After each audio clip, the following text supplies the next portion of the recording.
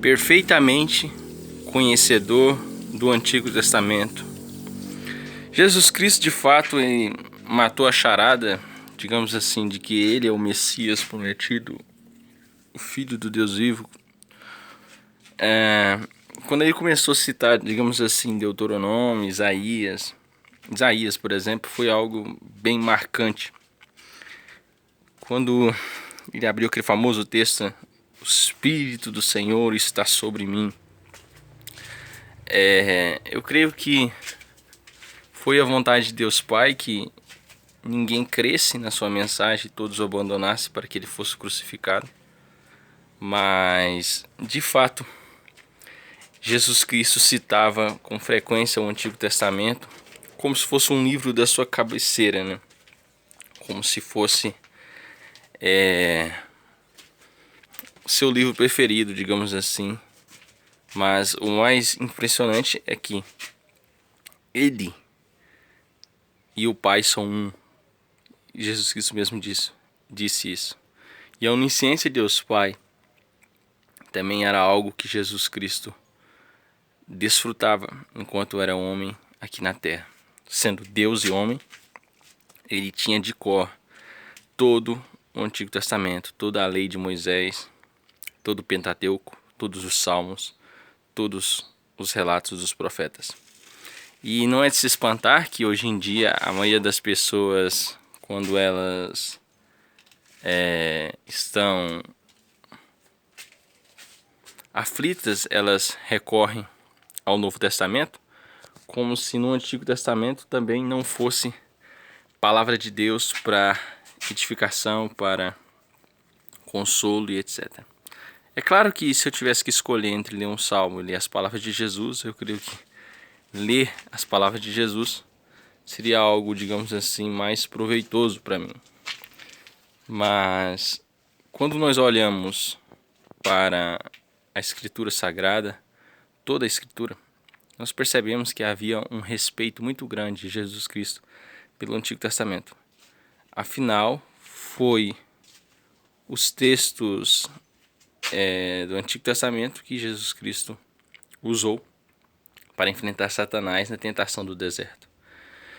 Uma coisa interessante que nós devemos perceber é que o conhecimento de Jesus do Antigo Testamento demonstrava o amor e a devoção que ele tinha e ele sempre teve na Santíssima Trindade para com Deus Pai.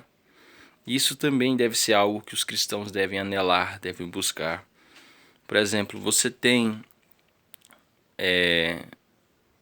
quantos versículos do livro de Deuteronômio decorados na sua mente? Você tem os 10 mandamentos decorados na sua mente? Você pode citá-los quando Satanás vier te tentar?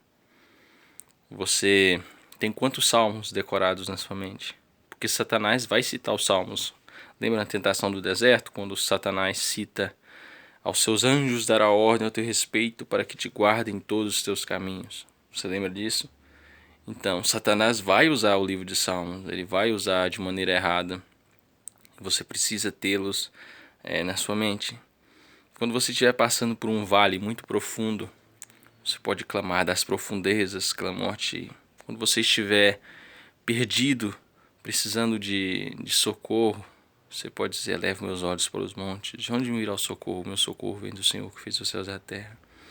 Quando você começar a sentir que o seu trabalho não está tendo frutos, que você trabalha, faz e as coisas não estão acontecendo, clame ao Senhor.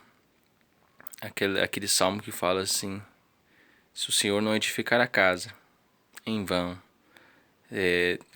vigiam os sentinelas, porque os seus amados ele dá enquanto dorme. Se você está passando por uma situação onde você se sente desamparado, você se lembra: o Senhor é meu pastor, nada me faltará. Você está sem sono, você diz: em paz me deito, logo pego no sono, porque só tu, Senhor, me faz repousar em segurança. Você está aflito com as coisas que estão acontecendo, você cita aquele salmo, o Salmo 119. Desde o princípio todas as coisas estão conforme tu ordenastes. tudo no universo te obedece. E assim você vai andando com Deus, você vai memorizando as Escrituras e vai renovando a sua mente, limpando a sua mente e enchendo daquilo que é bom, amável, de boa fama, porque é isso que devemos pensar. Então, Jesus Cristo vivia constantemente em santidade, continuamente em santidade, porque na sua mente a única coisa que havia se chamava Antigo Testamento, profecias, profetas, boca de Deus, palavra de Deus. E quem não acredita que isso é palavra de Deus, quem zomba da história de Jonas, é porque não conhece que do Senhor vem a salvação. Quem zomba das profecias dos profetas, que anunciavam que o Messias viria, está zombando do próprio Messias, do próprio Cristo. Isso é uma prova que nós vivemos numa época onde existe pouco conhecimento da Santíssima Trindade. As pessoas não conhecem o único e verdadeiro Deus, não conhecem nem Jesus, nem o seu Pai, nem o Espírito Santo, nem esse mistério glorioso que é a Santíssima Trindade.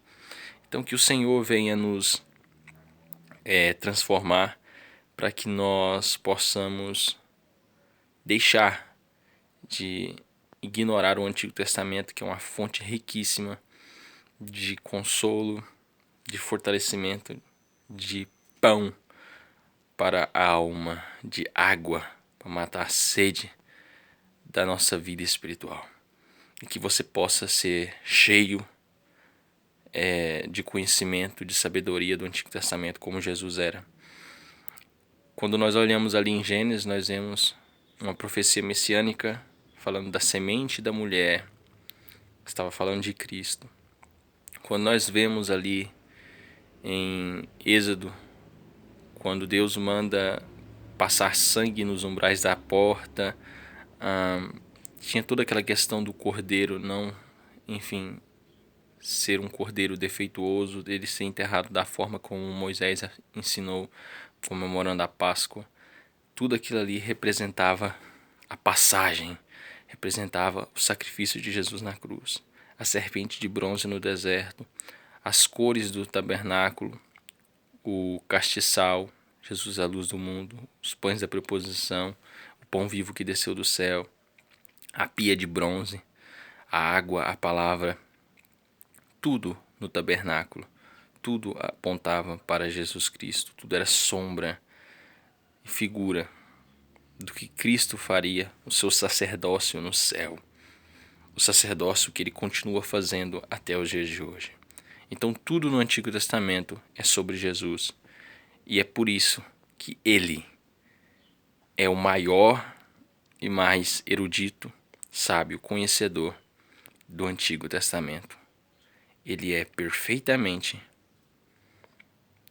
conhecedor do Antigo Testamento. Que nós também venhamos a ser como Jesus.